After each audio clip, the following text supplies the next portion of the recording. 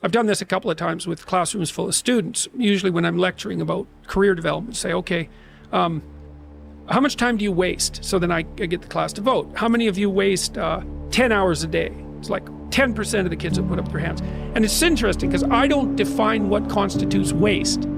I just ask the question. So they're diagnosing themselves, right? I'm not saying you're wasting 10 hours a day. I'm just asking. It's like, given your own attitude, how much time are you wasting? 10 hours a day. It's like 10% of the people put up their hands.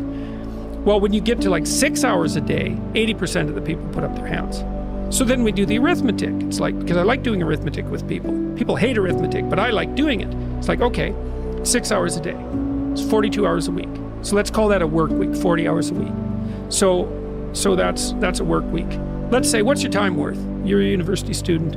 Well, it's certainly worth minimum wage, because obviously, but it's worth way more than that, because if you spend a productive hour when you're 20, then you gain the benefits of that hour for the rest of your life. So there's the compounding effect of time spent when we were young. So I say, well, let's assume your time's worth $50 an hour, which I think is an underestimate, but whatever. Let's call it 50. We can call it 25, but we'll call it 50. If that's $2,000 a week you're wasting. It's $100,000 a year. It's like, how much better would your life be if you weren't wasting $100,000 a year? It's like, what is that over 40 years? $4 million. It's like, you're rich. You don't even know it. Quit wasting time. By your own definition. It's like people shake their heads. Well, I never thought about it that way. It's like, yeah, think about it that way. Don't waste your damn life. And then you think, well, why would people be resistant to that message? It's like, well, you really want to wake up and figure out that you're wasting half your life? And you know, when people do that kind of wasting, they actually hate it.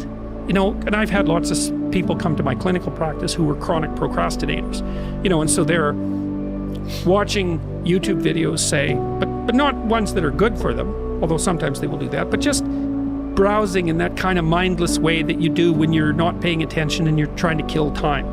And people doing that, they feel bad, they get depressed, they feel anxious, they can't get away from it, they feel kind of quasi-addicted. There's this feeling of kind of internal rot and corruption that goes along with it. It's like, yeah, well, you're wasting your life. It's like, so it's painful. It's painful to recognize that. Then it's painful to think, oh my God, look how undisciplined I am. I don't know anything. I can't use a schedule. I can't stick to a calendar. I don't have any aims.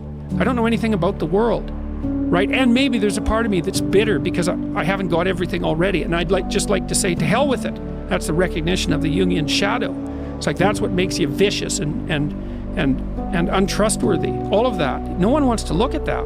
And no bloody wonder. But hey, the alternative is worse. So the goal is this. You're going to take care of yourself. You're going to have a life in 3 years that justifies its suffering. That's the goal. So you can invent the damn life, but you have to think what you would be satisfied with so you wouldn't be all bitter and resentful. It's like, okay, what do you want from your family?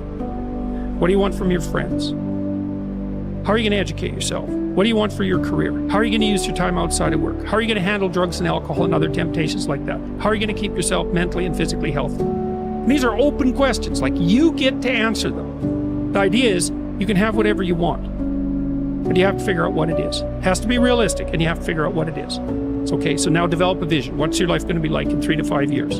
So you write it down. Then we do something else, which is, okay, your bad habits and your resentment and your bitterness and all of that, your procrastination gets completely out of hand, and you auger down, and you're in your own personal version of hell in 3 to 5 years. What does that look like? Well, everyone knows that. It's like everyone can look into the future and think, well, if I keep going on this dark path, this is where I'll end up. Well, then you've got little hell outlined for yourself to run away from, and you got a little heaven outlined for yourself to run towards, and then you're motivated. Because sometimes, you know, you're just hopeful. I would like a good thing to happen. It's like, yeah, but you know, I'd like to drink half a bottle of whiskey tonight too. It's like, so which is it going to be? Well, just being hopeful about the future might not be enough, but then you think, oh, I see, like, there's that little hell thing that I outlined that's waiting for me. And maybe I'm afraid of taking the next step forward because it's demanding and challenging. It's like, yeah, I'm afraid of that, but I'm way more afraid of where I might end up if I don't get my act together.